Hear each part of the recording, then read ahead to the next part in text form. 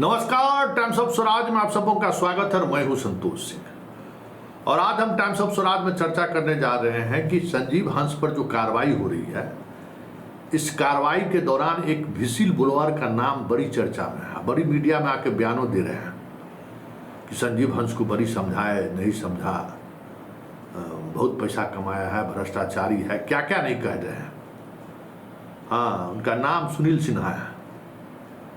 तो आप शायद सुनील सिन्हा के बारे में बहुत कुछ नहीं जानते होंगे, लेकिन हम एक सीनियर अधिकारी के माध्यम से, या यूं कहें कि उनका जो चरित्र चित्रण जो अधिकारियों के बीच होता है, वो किस तरीके के हैं, किस मिजाज के हैं, ठीक उसी अंदाज में सुनील सिन्हा के बारे में हम भी आपको जानकारी देते हैं, तब बहुत कुछ समझिएगा। वैसे वैशाली और बेगूसराय का आदमी सुनील सिन्हा को खूब बढ़िया से पहचानते होंगे कि कौन ही सुनील सिन्हा है, क्योंकि ये दोनों जगह अगर संजीव हंस के बेडरूम में भी आप जाते ना तो ये जनाब मिल जाते, सुनील सिन्हा जी। और ये जब बेगूसराय एसपी थे तो संयोग से ये आवासे में बैठे हुए थे, तो परिचय कराया गया कि हमारे बड़े भाई हैं। तब समझ जाइए बड़े भाई की भूमिका में रहे ही।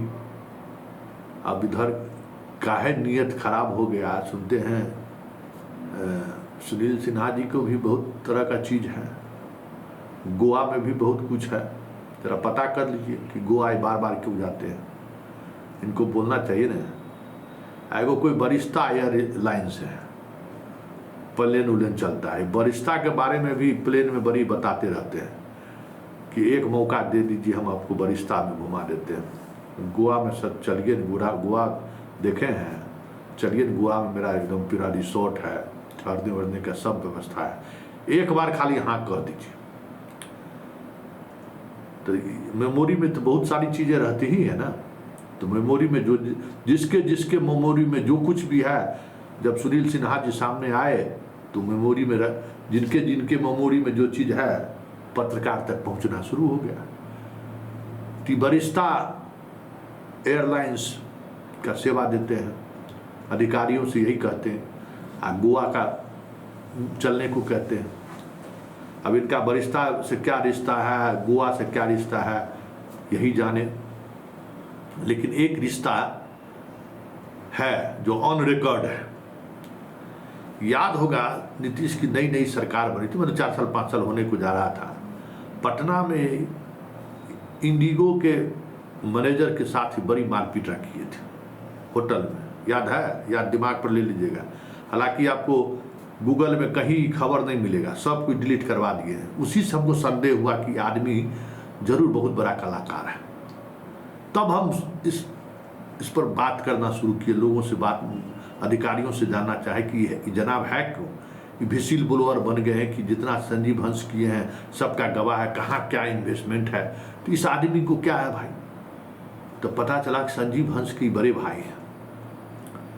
और जब इंडिगो के मैनेजर के साथ जब घटना घटी तो पता है इनको 7 गो सरकारी बॉडीगार्ड मिला हुआ था।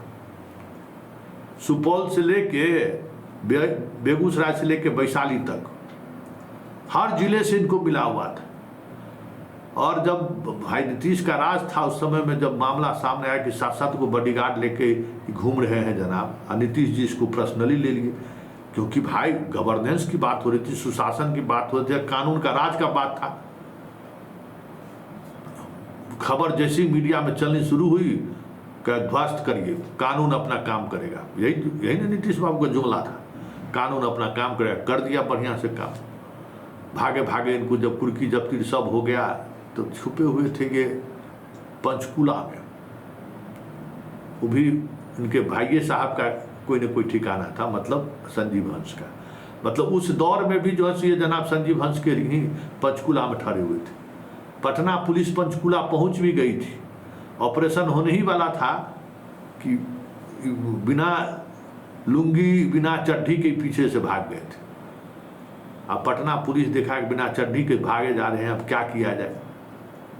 तो उस समय में छोड़ दिया गया, लेकिन उस तीसरे दिन आके जनाब सिलेंडर कर गया।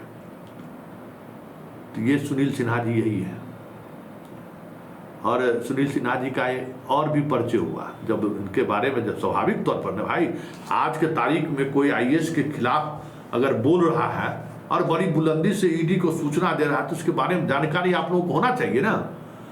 पब्लिक है, बहुत कुछ नहीं जानता है, कहने के लिए जो कह दीजिए कि ये पब्लिक है सब जानता है, हमको पता है कुछ नहीं जानता है, खाली भूल भुलैया है कि पब्लिक जनता तय करती है। सब कर्म कुकर्म जनते के नामे से होता है, इसलिए जानने की भी बात, इंफॉर्मेशन की भी बात आती है ना तो जनते का हवाले कर देता है। सब इंफॉर्मेशन पब्लिक है, सब जानती है, कुछ नहीं जानती है। ये सुनील सिन्हा को देख लीजिए।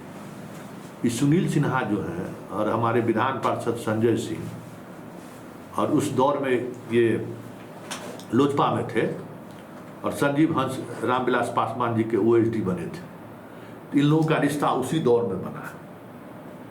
फिर संजय बाबू चल आए जदयू में, तो फिर अलग तरीके की लॉबिंग शुरू हुई।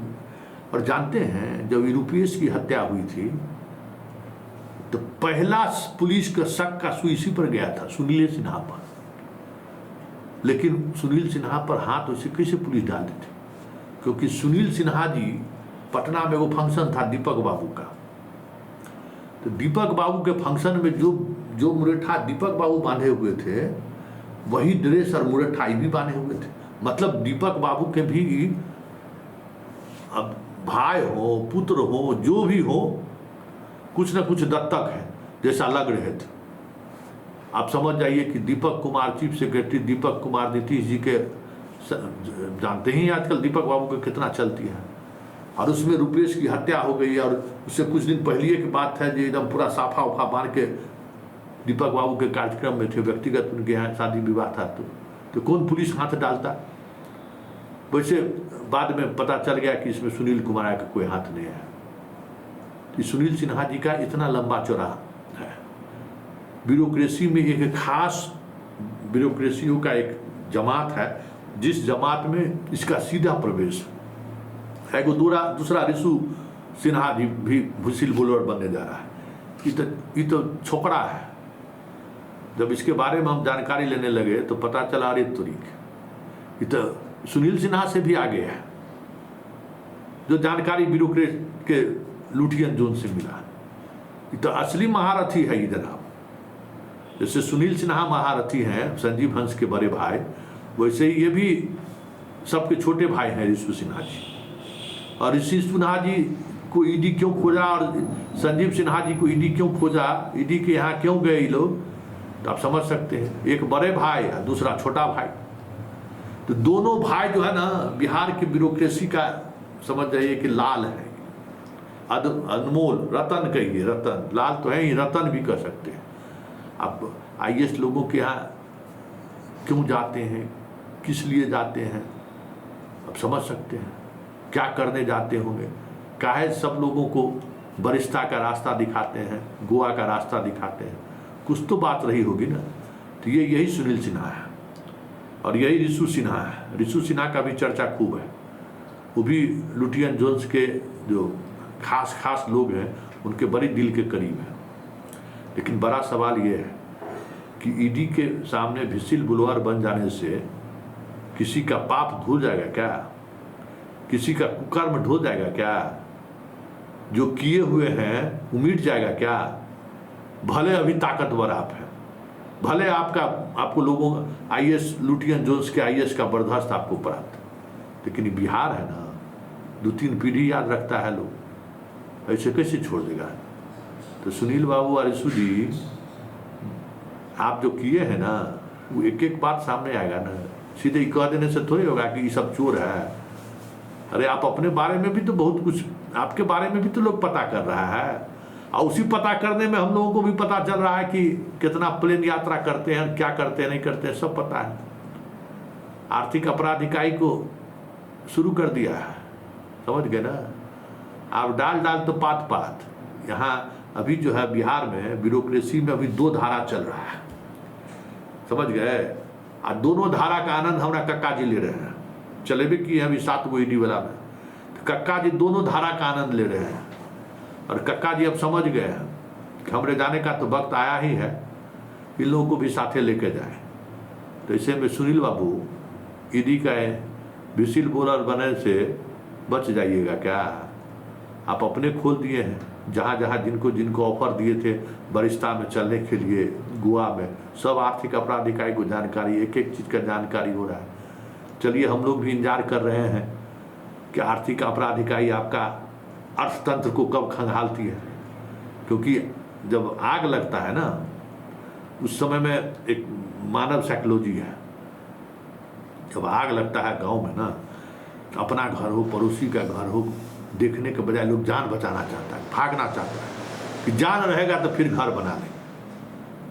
तो ये आग लग गया है बिहार में, और ऐसा आग लगा है जिस आग को बुझाना कक्के जी के बस में है। देखिए बहुत कक्का जी को आप लोग जो है हवा इधर बड़ी धुलमाल किए हैं, तब कक्का जी फॉर्म में लौट गए हैं। तैयार रहिए, आगे आगे है आपका भी इंट्रोगेशन होने वाला है। सोच लीजिए, पता कर लीजिए अभी से कि आर्थिक अपराध इकाई में किसका किसका फाइल खुला है, और जो फाइल खुला है किसके आदेश पर खुला और क्या क्या जांच शुरू हो रही है।